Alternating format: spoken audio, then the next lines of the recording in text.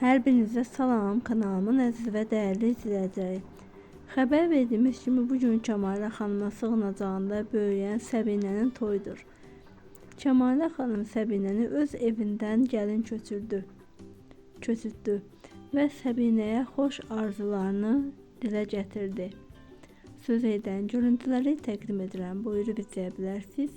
Yeni videolarımızı izləmək üçün bildirimləri açmayı, videolarımızı bəyənərək kanalımıza dəstək ola bilərsiniz.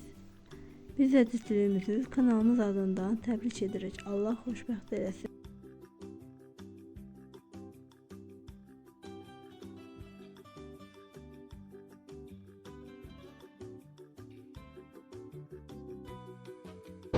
Geçen ne baktın sen?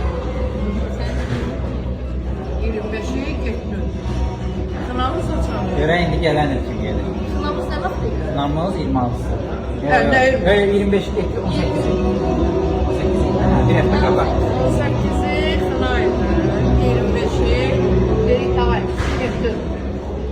Dünənləri də 8'i toydu. Toyunda deyirəm sərişək.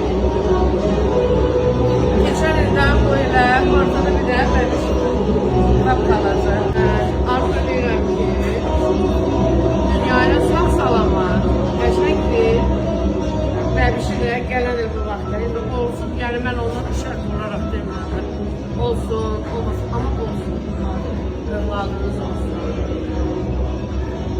Həddən artıq çox ailənizi sevin, ailənizi dəyər verin.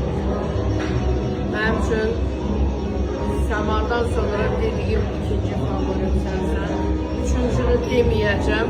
Çünki mən hər il toy eləyə bilmərəm. Allah sizə insaf versin. Nədir? Sonra düzələcəksiniz bu uşaqları bir-birinə böyrəcə mən qalacam. Amma xoşbaxtlıqlar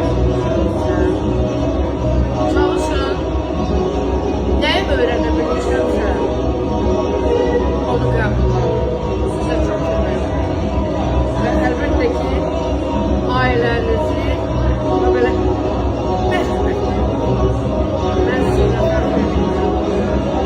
Azərbaycanda mənim qızlarım kimi gözəl qızlar çoxdur. Amma mənim qızlarım kimi gözəl qızlar yox. Keçən il tərsinə idi. Belə idi. Sonra belə idi. Belə. Öpüşdük, qucaqlaşdıq, biz gözümüzü bulaşdırdıq, gedək. Gəlin ayaq yalındır.